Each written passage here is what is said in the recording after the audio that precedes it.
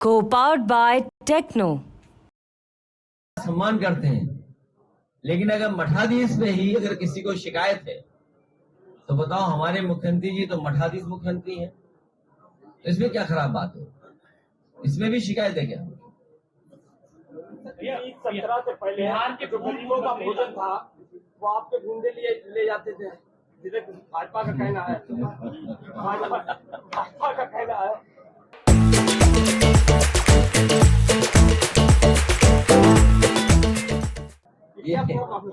इन भाजपा के लोगों से पूछिए, इनके डिप्टी सीएम शिकायत करते हैं भ्रष्टाचार की। आप पता करिए, डिप्टी सीएम भ्रष्टाचार का करते हैं शिकायत।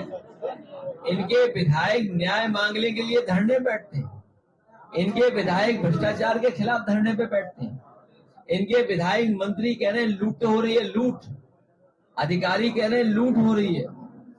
तो बताइए, ये भ्रष्टाचार और बेईमानी किसकी सरकार में ज्यादा है? इसलिए पुरानी बातें न करें, आज के समय पे क्या चल रहा है ये बताएं।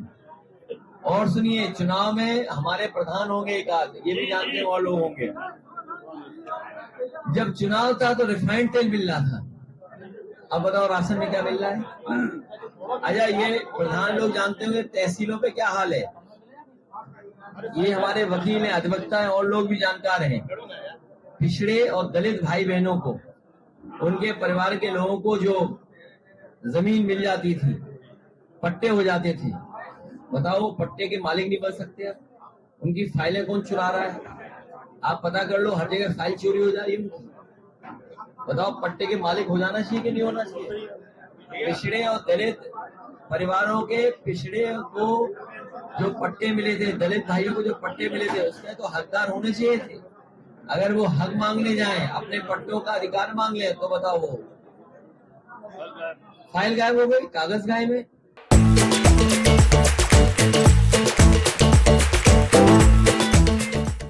और मैं आपसे कहना चाहता हूं, अभी मैं आज ही का अखबार पढ़ रहा था, आज ही का अखबार में पढ़ रहा था, और उसमें बहस इस बात के लिए लिखी थी, कुछ देशों में ये बहस चल रही है कि बच्चों के हाथ में मोबाइल किस उम्र पर पहुंचे, या इंटरनेट की एक्सेस किस उम्र में उनके हाथ में हो।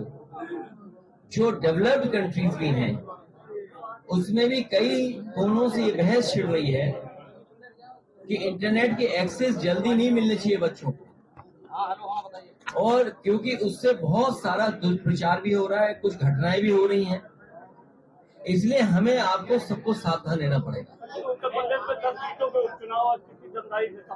आप देखिए, दम देखिए, हमारे मुख्यमंत्री दम ही नहीं ले रहे हैं।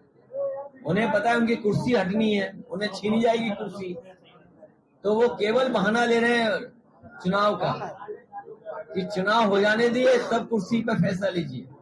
जनता 10 की 10 सीटें हराएगी बीजेपी को, न केवल विधानसभा हारेंगे,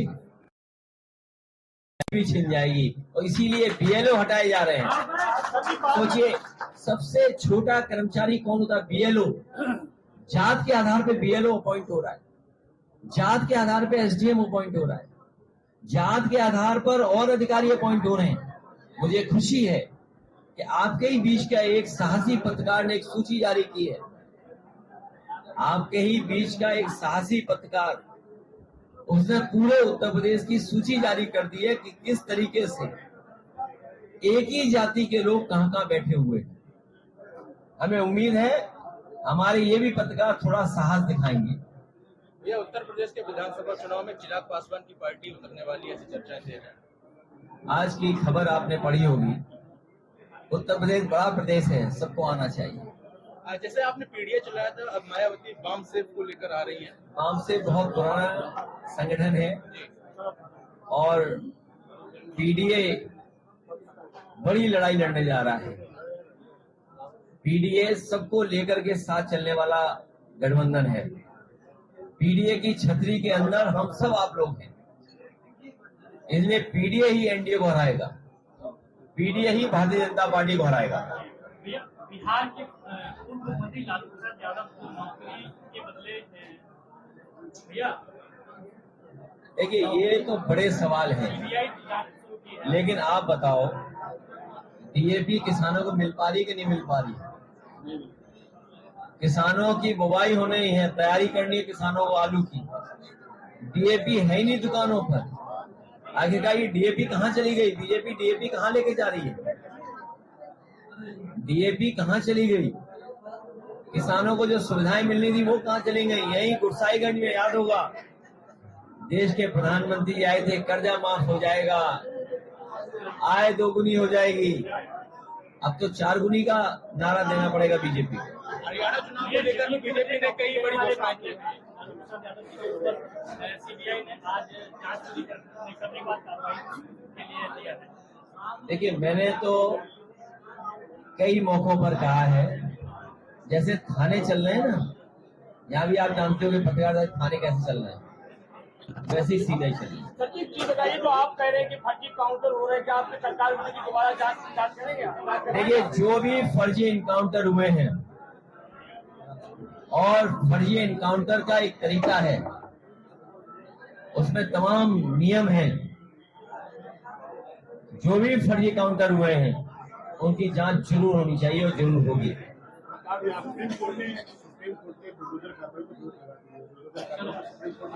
अब स्टीयरिंग वो फट गया है, दोनों लोग पार्किंग में खड़े होंगे कुछ दिन बाद, चलाने वाले और चलने वाला।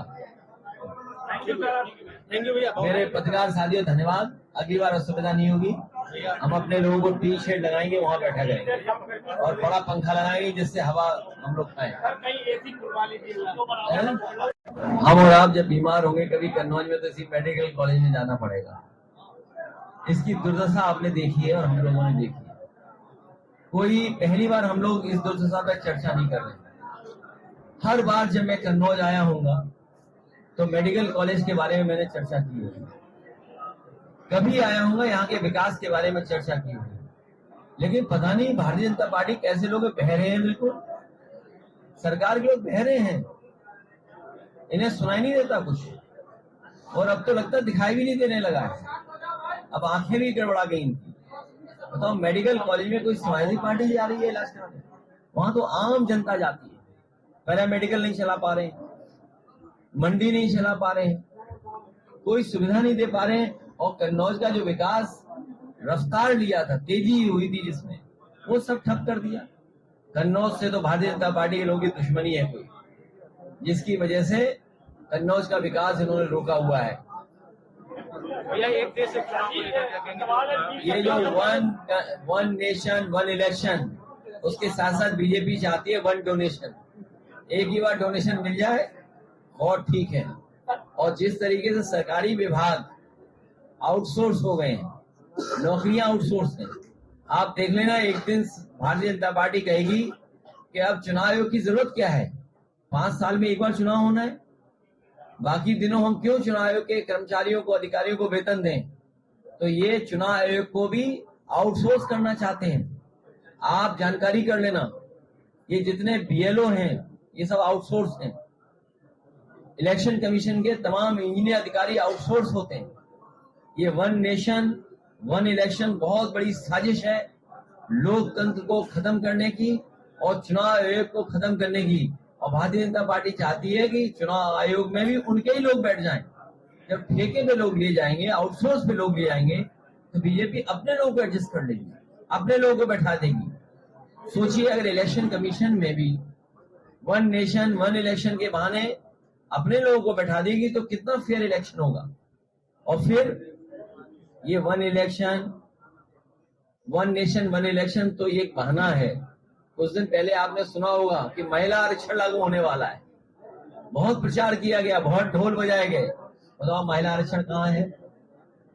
इस सबसे जरूरी है कि हमारी आपकी जातिगत जनगणना हो जाए, जाति के आधार पर जनगणना हो जाए, जिससे हर एक को पता लग जाए कि हमारे समाज में आबादी कितनी है, और सरकार इस काम करने में कामयाब हो जाए कि आबादी के हिसाब से उन्हें सुविधाएं देना शुरू कर दें। देखिए भाजपा का कहना है कि आज चाचा और सब आपके पार्टी के जो माफिया थे वो गुंडे थे, लेकिन आप साधु संतों को क्यों गुंडा कह रहे हैं? नहीं, मैंने कभी भी मैं आपसे कहना चाहता हूं, हमारे कभी किसी साधु संत ऋषि मुनि आचार्य किसी के बारे में हम समाजवादियों ने कभी टिप्पणी नहीं की होगी। हाँ, हम लोगों ने टिप्पणी जो की है वो मठाधीश मुखर्जी जी पे टिप्पणी की, अगर की होगी तो भारतीय जनता पार्टी को फाड़ फेंकेगी। भारतीय जनता पार्टी का सफाया होने जा रहा है। जिन्होंने बेरोजगारी, महंगाई, भ्रष्टाचार बढ़ाया है, लूट बढ़ी है इनकी सरकार में।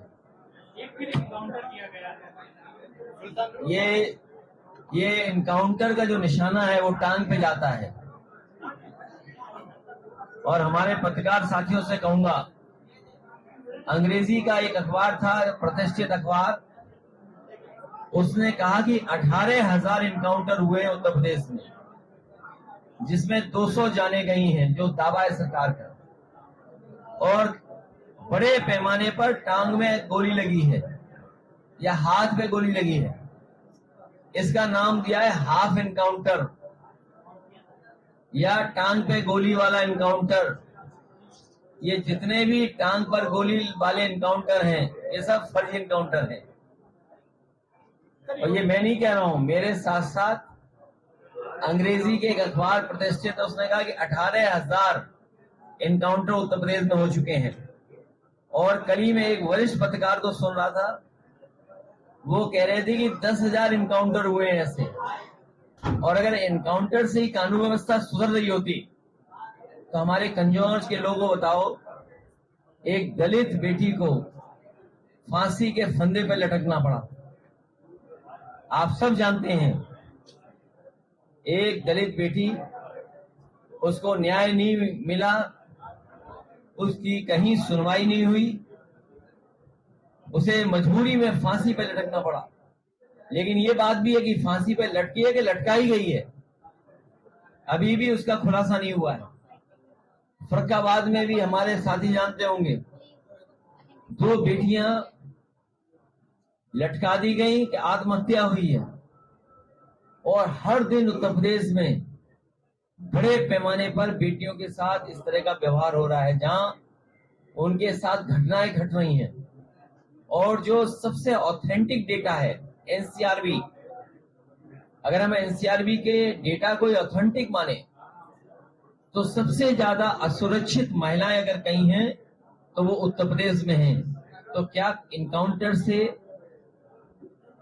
कानून व्यवस्था बेहतर हो गई है?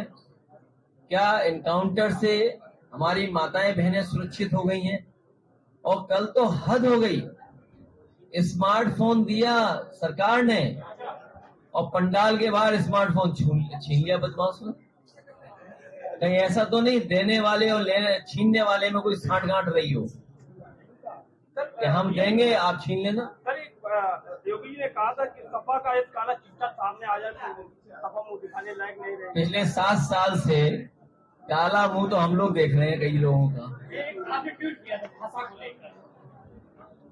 ये भाषा व्यवहार नहीं होना चाहिए किसी भी सरकार के सबसे ऊंचे पद पे बैठे हुए व्यक्ति का।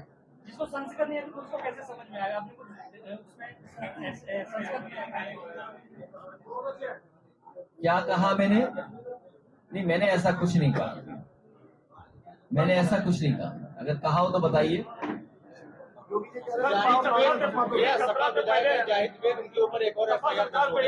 देखिए, जाहिद बेग, हर घर में कोई ना कोई काम करने वाला होता है। हमारे जितने भी लोग हैं, संपन्न लोग ज्यादातर, वो घर परिवार में किसी न किसी को रख लेते हैं और घर परिवार में घर का सदस्य मानते ही उसको रखते हैं। ये घटना जो हुई है दुखद है, उसके पीछे कोई भी कारण हो, लेकिन ये सरकार की नीयत साफ नहीं है। सरकार की नीयत कभी साफ नहीं हुई है। सरकार चुनाव हारने के बाद, और खासकर भारतीय जनता पार्टी चुनाव हारने के बाद, केवल यादव और मुसलमान पर नजर मार रही है। अगर मुस्लिम व्यक्ति अगर है कोई, तो उस पर गंभीर धाराएं लग जाएंगी, गंभीर कार्रवाई हो जाएगी। ये उसी के कारण विधायक जी के खिलाफ कार्रवाई हो रही है। अगर कोई घर का कर्मचारी आत्महत्या कर ले, मैं आपसे ही जानना चाहता हूं, कंटोन में जो बेटी की हत्या की गई है, जिसको फांसी पे लटका दिया, क्या उसका मोबाइल मिल गया? क्या उसके सीडीआर डिटेल मिल गए? जो थाने की पुलिस बता रही है कि दिल्ली गई और दिल्ली से वापस आ गई, क्या वो सच्चाई है? क्या उस पर कोई यकीन करेगा? ऐसी तमाम घटनाएं जो हो रही हैं, उसमें पुलिस भारतीय जनता पार्टी के सहारे पे काम कर रही है, और इसी का परिणाम है कि भदोही के विधायक, उनके परिवार के ऊपर कार्रवाई हो रही, क्योंकि वो विधायक समाजवादी पार्टी का है, मुस्लिम है। और आपको बात समझ में नहीं आती? आपको भी बात समझ में आती होगी कि जब मुख्यमंत्री जी ये कहते हैं कि अयोध्या में अगर दिवाली होती है तो पाकिस्तान और समाजवादी पार्टी के लोगों को तकलीफ होती है, इससे ही आपको नियत पता लगती होगी मुख्यमंत्री की नियत क्या है, और मुख्यमंत्री की नियत के हिसाब से वो पुलिस के अधिकारी काम कर रहे हैं। जब चुनाव खत्म हुआ था, 1000 दिन बचे थे चुनाव को, विधानसभा के चुनाव को। अब तो और कम दिन बचे हैं, हर दिन कम हो रहा है सरकार का। और आप देख लेना, हम और आप यहीं पर हैं, 6 महीने बाद भारतीय जनता पार्टी की सरकार की भाषा इतनी खराब हो जाएगी, इतनी खराब हो जाएगी, जिसकी आप कल्पना नहीं कर सकोगे। इतने फ्रस्ट्रेटेड वो लोग दिखाई देंगे, क्योंकि जनता को वो फेस नहीं कर सकते। ये एक देश एक चुनाव को लेकर क्या कहना चाहेंगे? जो हमने ट्वीट किया था, वो हमें अच्छी लाइनें मिली थी।